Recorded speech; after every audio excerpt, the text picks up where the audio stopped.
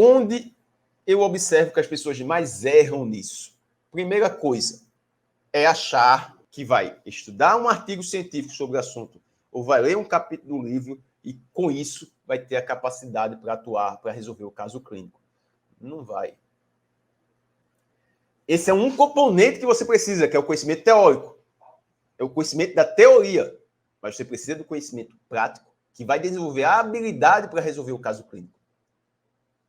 Que você tem que correlacionar os conteúdos que você estudou com os dados de avaliação que você tem e com o processo de tomada de decisão. Dá um exemplo, Antônio. Vamos dar um exemplo aqui, sempre com exemplos práticos. Você chegou na terapia intensiva e estudou que ventilação não invasiva é para ser feito no paciente com DPOC agudizado. Primeira coisa, você estudou isso. Você estudou que o paciente DPOC agudizado pode apresentar acidose respiratória, insuficiência respiratória hipercapnica. Você estudou esse outro ponto, certo? Você sabe que o paciente com DPOC tem indicação de fazer ventilação não invasiva quando está com rebaixamento do nível de consciência. Você sabe esses 3 pontos. Pá, eu estudei isso daí num artigo científico, estudei no livro. Pá. Aí você chega e recebe um paciente dentro da terapia intensiva, DPOC, com insuficiência respiratória e com rebaixamento do nível de consciência. O que é que você vai pensar? Pô, estudei no livro, DPOC, com insuficiência respiratória, que está apresentando hipercapnia, pode ser feita ventilação não invasiva, você pega e coloca a ventilação não invasiva no paciente.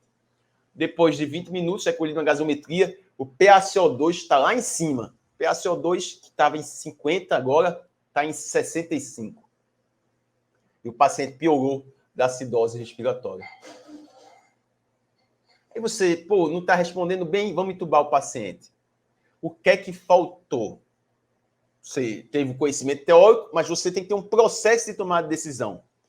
Quando você pega esse paciente para avaliar, você tem que saber os dados que você tem que avaliar para definir a melhor intervenção. E não é só estudando um livro, artigo, é ser treinado. É você treinar essa capacidade de resolver o caso clínico com conhecimento prático. Então, o que é que você deveria fazer? Vamos lá. Qual a causa do rebaixamento do nível de consciência? Ah, não, o paciente... Vamos pegar a história clínica do paciente completa. O paciente estava em casa, é DPOC, teve uma queda da própria altura, bateu a cabeça, depois de bater a cabeça, ficou desacordado, começou a apresentar uma respiração ruim e a gente trouxe para a emergência. Aí o pessoal pegou o principal ponto, né? Pegaram alguns pontos, DPOC, rebaixou de consciência, insuficiência respiratória, ventilação não invasiva. Mas qual é a causa? Se você pegasse, vamos lá, ele levou uma queda, bateu na cabeça, pode ter sido o quê? Uma lesão neurológica que rebaixou o nível de consciência, rebaixando o nível de consciência, ele reteve CO2. E aí, nesse caso, a causa da retenção de CO2 é o rebaixamento do nível de consciência. E não o rebaixamento do nível de consciência é a causa da retenção de CO2. Seria indicado ventilação não invasiva? Não. Seria indicado entubar o paciente e o paciente ir para fazer um exame de imagem para identificar qual era a causa. Observe que a gente tinha um conhecimento teórico que você tinha, mas faltava se correlacionar com os outros dados. Então, você tem que ter as competências e habilidades técnicas. Tem que ter o conhecimento teórico, conhecimento prático, e teria que ter a iniciativa e atitude para discutir com os outros profissionais e dizer, olha, você viu que o paciente caiu e bateu com a cabeça, que a causa que pode ter rebaixado o nível de consciência pode ter sido o traumatismo crânioencefálico. Esse paciente já tinha apresentado alguma história de descompensação da acidose respiratória, de descompensação do DPOC? Não, nunca tinha apresentado.